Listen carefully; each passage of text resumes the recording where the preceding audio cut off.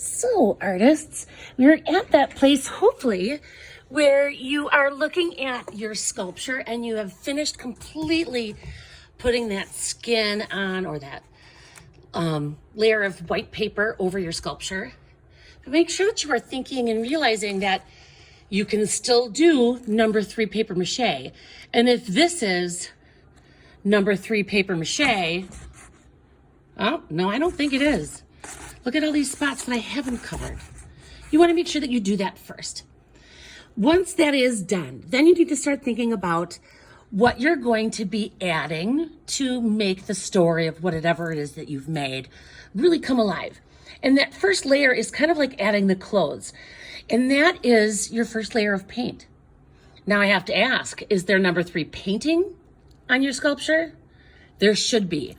Everything should be covered. A sculpture is what we call in the round. It's something that we can see from all sides, top and bottom. So we want to make sure that we address all 3 sides, or all of the sides, in that respect as well. But also, when you're painting, one of the reasons why we want to have our paper mache nice and smooth is it's a lot more difficult to paint if you've got all these little cracks in it. So you might want to use your brush and call dabbing, load that brush with paint and dab it into those spaces that are a little bit not as smooth. So when you look at it, you don't see any white spaces as well. The next step, once you've painted everything, is using strange things, we call it. And do remember to pay attention to our sticklemeter here, because the sticklemeter really does tell us a lot of ways to use materials and how to put them together, okay? Tape, you guys know how I feel about tape. It's ugly and it's temporary. Hot glue is only up a little bit. If you notice, the hot glue is just above tape, still being one of the weakest things you can use. Some of the best thing you can use to put things together or adhere them together is just straight up glue, okay? So another thing you can use is wire. Now, what is this strange things we're talking about, and why are we talking about how to put things together? Well, strange things is over in the sculpture area, and it's all of this stuff, okay? One of the biggest things about using this stuff, though, is that it needs to make sense. So if I'm trying to do my dog, Alfred, of course, I would need to finish paper macheing him, number 3. Of course, then I would paint him. Adding another material, what would make sense? Now, I've got a lot of stuff in here that's really cool. And I need to tell you, just because you think it's cool doesn't mean that we should use it. Again, it has to make sense. Would I add, oh, this is so cute for his nose? No, he doesn't have a furry nose. I would paint his nose on, but it's not furry. Oh, could I add something like maybe yarn for the tail? You bet, because this tail is not quite him yet. Once it's paper mache, of course. But I'm probably going to add a lot of little strings on here, or yarn, to make it look like that's the fluffy that he is. How about this? Would this make sense? Maybe this could be, I don't know. What do you guys, or this. Do you think I could put that on his ear? No, this doesn't make sense. Now, remember when I was talking about that sticklemeter, whenever you're using these things, you also need to think about how you're going to attach them. Again, white glue is one of the best things that you can use, but a lot of things in strange things are plastic. And that is where that hot glue really comes in handy. So I've got 2 hot glue stations here. Both of them come with gloves. In 2nd grade, I allow you to do the hot gluing on your own. So if I come up here, I'm going to plug in my glue gun. Okay, let's see, get it plugged in there.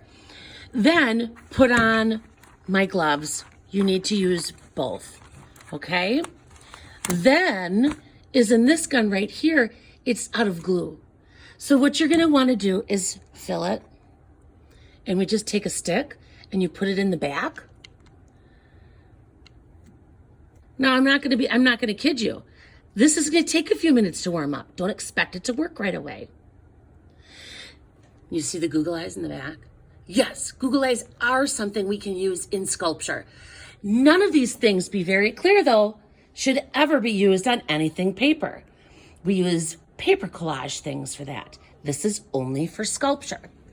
Now, if you are trying to glue a Google on, it's really hard with the gloves, so we can use some pinchers or tweezers, we call these.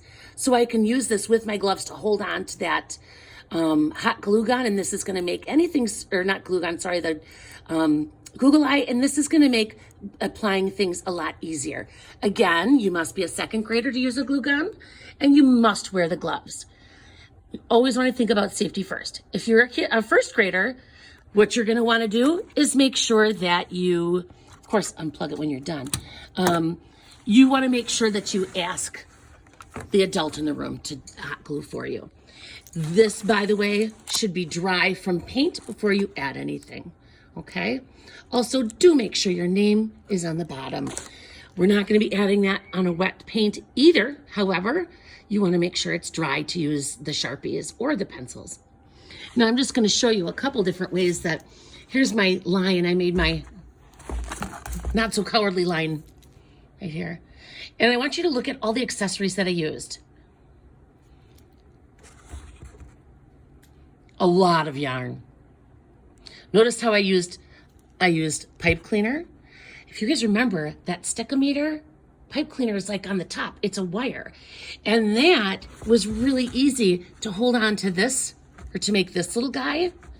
I took an arm span of string, I folded it in half and in half and in half until the string was about that long. Then I used the pipe cleaner and I twisted it around those strings. You can see then I made a little hole and I kind of just pushed the wire in and I just did a little dot of hot glue just for good measure, okay? So, and this little guy, wow, that's all yarn with, I don't know if you can see in there, there's actually one long pipe cleaner that goes all the way around his neck. So I've used wire, I've used, pipe cleaner, I've used yarn, Google Eyes. Look what I did for his ears. That's some of that like styrofoam or that foam, which is, it says sticky foam, but really you need to use hot glue to apply it. And then I used, oddly, what do you think that is? I trimmed it up really good, but feathers, because I wanted to see there was that soft hair on the inside of his ears. So thinking about how you're going to use materials, so when you look back, it just makes sense, right? Always be thinking that in the back of your mind, and have fun making today.